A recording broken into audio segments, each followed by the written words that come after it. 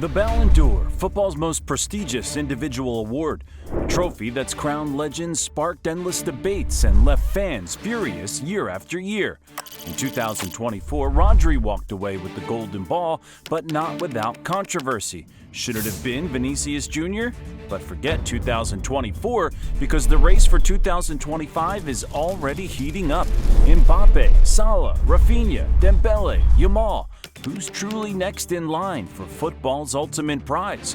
And more importantly, has the Ballon d'Or lost its way? You know that shiny golden trophy that's supposed to tell us who the best footballer in the world is? Supposed to. It never comes without controversy. Every year, the football world turns into a giant courtroom, with fans acting like lawyers, debating who should have won, who got robbed, and who was just there for vibes. In 2024, it was chaos. Rodri walked away with the Ballon d'Or. Solid choice, right? A midfield maestro, a machine, the guy who controlled games like he had a PlayStation controller in his hands. But hold on, what about Vinicius Jr.? He had fans screaming, this was his year. What about other players who were just as good, if not better? And then came the real drama. Cristiano Ronaldo, legends of the game, pundits, even some random fans on Twitter, all throwing their opinions into the mix. Some said it was well-deserved. Others said it was daylight robbery. But that's the Ballon d'Or for you. It's not just an award, it's a yearly tradition of debates, meltdowns, and FIFA conspiracies. But enough about 2024. The real question is who's winning in 2025? Because the race is wide open. The Messi-Ronaldo era is over, and we're in the wild west of football's greatest prize. Mbappe? Salah? Rafinha? Dembele? Yamal? Every one of these guys has a case to make, but only one can lift the trophy.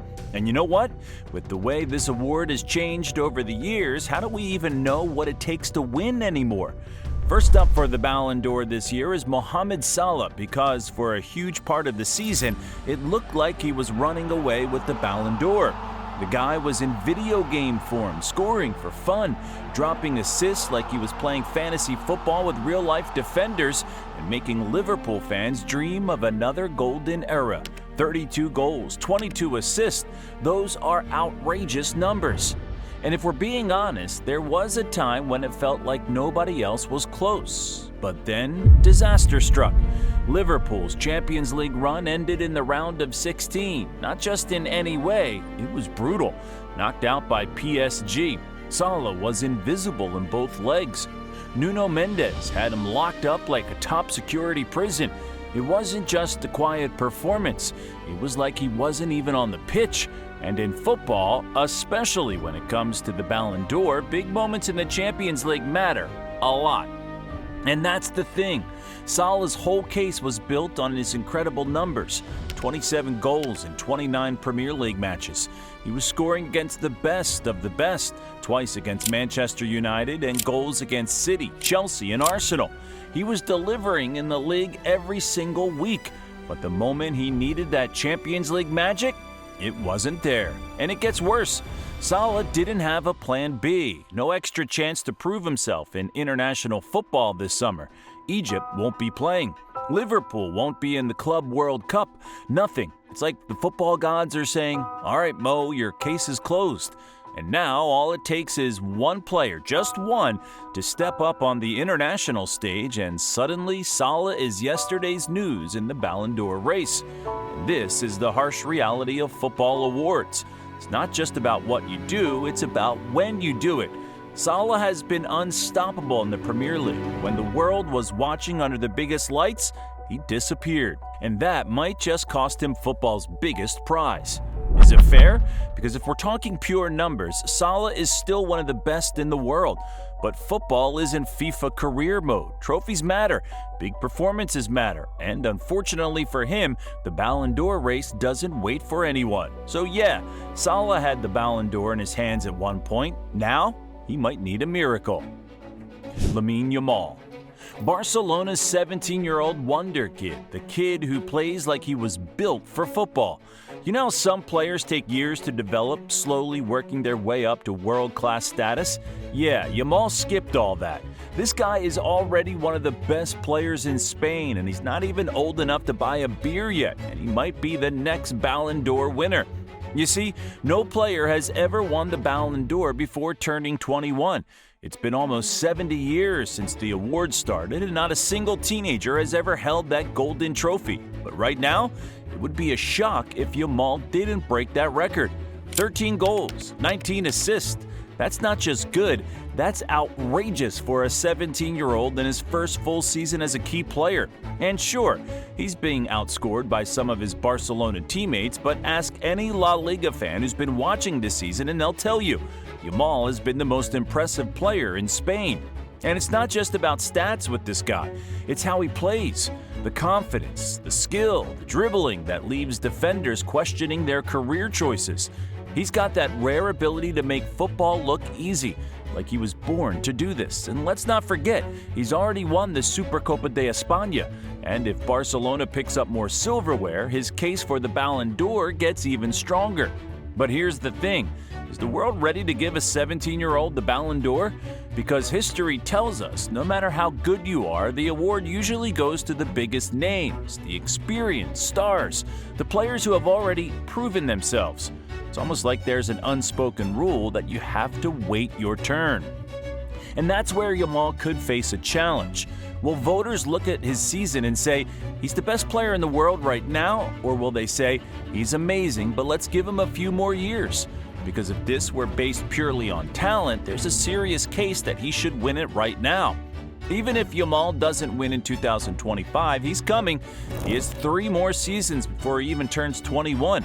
And if he keeps improving at this rate, it's not a question of if he'll win a Ballon d'Or, it's a question of when. So yeah, we might not just be looking at the youngest Ballon d'Or winner ever, we might be looking at the first of many. Another player who is looking for his first of many is Kylian Mbappe. You see, Mbappe's name in the Ballon d'Or conversation just started coming up recently. I mean, this was the guy that everyone thought would make La Liga his playground, and that did not happen. His season at Madrid started slow, and by slow, I mean people were already throwing out the words flop, overrated, wrong move, you name it. The guy had spent years dreaming of playing for Real Madrid, and when he finally puts on the famous white shirt, suddenly it felt like he was playing with strangers. And to be fair, there was a reason for that. Mbappe was used to being the guy at PSG. Every attack went through him. He took every big shot, and defenders were terrified of what he'd do next. But at Madrid, it wasn't that simple. He had Vinicius Jr. and Rodrigo, 2 absolute ballers, already occupying the spaces he wanted to be in. Instead of clicking instantly, they clashed. For the first few months, it looked like Mbappe was trying to figure out his place in a team where he wasn't automatically the centerpiece. His goal numbers were weirdly low, his link-up play was off, and suddenly people were questioning whether Madrid had made a mistake. And then, boom, it just clicked. Once he and his teammates got used to each other, Mbappe exploded. He's now got 32 goals in all competitions, including 22 in La Liga. And in the Champions League, he's been on a tear since December. 6 of his 7 goals have come in that span. Now, is he still missing the occasional sitters? Oh yeah, that's just part of the Mbappe experience. One minute, he'll ghost past 3 defenders and bury an impossible shot. The next, he'll miss a one-on-one you'd expect your Sunday League striker to score. But the guy is a machine. And here's why he's in the Ballon d'Or race. We know that individual stats matter, but winning is everything. If Mbappe fires Madrid to a Champions League title or shines in the UEFA Nations League finals and the Club World Cup, suddenly those early struggles don't matter. Because when it comes time to vote for the Ballon d'Or, people have short memories. They remember the big moments, the clutch performances, the trophies. There's also the storyline factor. This is his first year in Madrid. If he makes it his team this quickly and delivers silverware, that's a Ballon d'Or worthy narrative. So, while his season started out with doubts, Mbappe has done what he always does, shut everyone up with goals. And if he keeps it up, don't be surprised if he's standing on stage in Paris with his first ever Ballon d'Or. Because let's face it, Real Madrid plus Mbappe plus trophies, that's a cheat code. But before we talk about another player who has a better chance to win the Ballon d'Or this season, please take a moment to subscribe to the channel as it helps us grow to make more content for this channel. Thank you. Now back to the video. Ousmane Dembele. When people talk about the Ballon d'Or race, you hear the same names over and over again: Mbappe, Salah, and Vinicius. But somehow, one name that never gets thrown around enough is Ousmane Dembele. And honestly, that's just crazy, because if you look at what's happening this season, he might have the best chance out of all of them. Now, I know what you're thinking. Wait, Dembele? That Dembele? The guy who spent years being injured at Barcelona? The guy everyone was convinced was allergic to consistency? Yeah, that guy. But this season, he's proving every single doubter wrong. Paris Saint-Germain have been ridiculous. They're about to go invincible in Ligue 1, not just winning games, but dominating. They haven't lost a single match, and through all of that, Dembele has been their most dangerous weapon. And look, I get it. Ligue 1 doesn't get the same respect as the Premier League or La Liga. People love to throw around the Farmers League jokes, but here's the thing. Dembele is cooking at the highest level, not just in France. He's scored 21 goals and provided 5 assists in the league alone, and he's been on fire since December, scoring 15 goals in just the last few months. But it's not just the domestic league where he's making an impact. He has 7 goals in the Champions League, and these aren't just stat-padding goals from the group stage. He's been clutch. When PSG needed someone to step up in the knockout rounds, it was Dembele who delivered. He's already at 32 goals in all competitions, more than some of the biggest Ballon d'Or contenders. And here's the thing that makes his case interesting. At the start of the season, PSG looked shaky. They were struggling in the Champions League, and there was a real chance they wouldn't make it out of the group. If they had gone out early, Dembele wouldn't even be in this conversation. But they didn't. They survived, and now the world is watching. When PSG faced Liverpool in the round of 16, Dembele was the best player. He scored just 1, but he ran the show. The only reason he didn't get an assist on the score sheet was because PSG forgot how to finish that night. And now, if PSG goes all the way in the Champions League, if Dembele keeps being their go-to guy, his Ballon d'Or stock is going to skyrocket.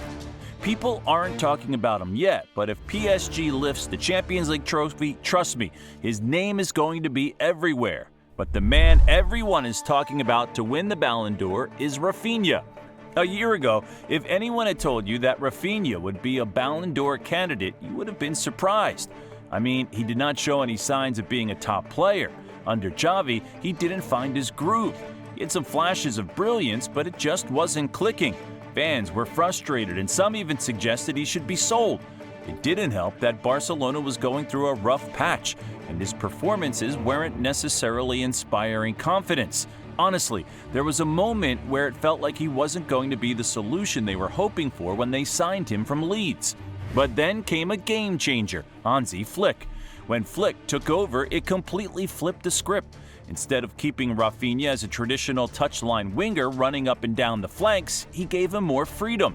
Flick allowed Rafinha to drift inside and play more like a second striker, positioning him in a way that suited his game much better.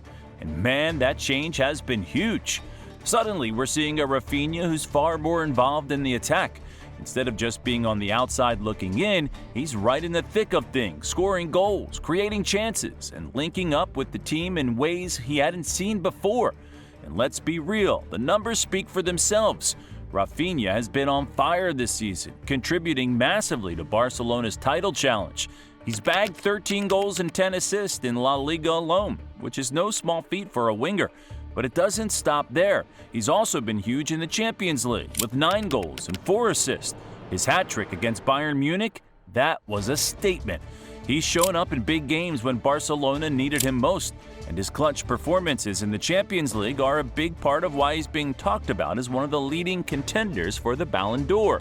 When you look at his numbers, especially in big games against Bayern, Benfica, and Borussia Dortmund, it's hard to ignore just how important Rafinha has become for Barcelona. And despite Salah getting all the attention for his assist, Rafinha is creating more chances and expected assists than him. It shows that Rafinha's influence on the pitch goes beyond just the goals he's scoring. He's been creating opportunities for others, too. His link-up play has been key to Barcelona's success this season. Rafinha is getting the credit he deserves now, and with Barcelona in contention for several major trophies, it feels like he's on the brink of making that final leap. I mean, we're talking about a guy who wasn't even in the conversation last year, and now he's one of the hottest names in world football. It's crazy how quickly things can turn around when a manager believes in you and gives you the right platform to succeed. But you see, this year's Ballon d'Or is raising a lot of impossible questions on everyone's mind. What does it take to win the Ballon d'Or now? I mean, popularity contest. Look at it like this. We've seen players who've had great seasons, but because their teams aren't always lifting silverware, their brilliance seems to get lost in the shuffle. Is the Ballon d'Or too focused on team success over individual performance? Shouldn't it be about the player who stands out in their own right, even if their team isn't at the top of the mountain? I mean, how many times has a player been overshadowed simply because their team didn't win everything, even though they were the best players on the pitch week in and week out? The same thing is happening to Salah right now. I mean, if we were going for consistency now, then he should have gotten it. Same with players like Mbappe in the past. Awards should have been given to him. In the 2022 season alone, he scored 39 goals and assisted in 22 games, had a hat-trick in the World Cup final, and was the best player in the competition, scoring and assisting 10 times in the competitions. Ballon d'Or voting process is confusing because sometimes it is thought to be a popularity contest. I mean, we saw 2010 when Wesley Sneijder was snubbed in favor of Messi. Now, if we're being honest, that year should have been Sneijder's. He led Inter Milan to a historic treble and was pivotal in every step of the way. Meanwhile, Messi had a fantastic season with Barcelona, but his performances weren't on the same level as Sneijder's in terms of the impact on his team and his trophies they lifted. It's one of the most glaring examples of when the Ballon d'Or didn't get it right, and it left fans scratching their heads. This leaves fans in the dilemma of what the criteria for picking winners, and this needs to change. The Ballon d'Or criteria have to evolve to reflect not only the best individual performances. Players with mind-blowing stats in domestic competitions are getting overlooked because their teams didn't go far enough in Europe, or conversely, players who shine in major tournaments are given too much credit at the expense of those who have been doing it consistently all year round. A more consistent, well-rounded set of criteria would allow us to get closer to identifying the true best player in the world, rather than letting the award be a beauty contest for the most marketable name in football. But what do you think? Should they change the voting process, or do you think this format is better? And who will win the Ballon d'Or with this format? Let me know in the comments, and don't forget to subscribe to the channel. And by the way, we made 3 Ballon d'Or videos last year that you can check out right here.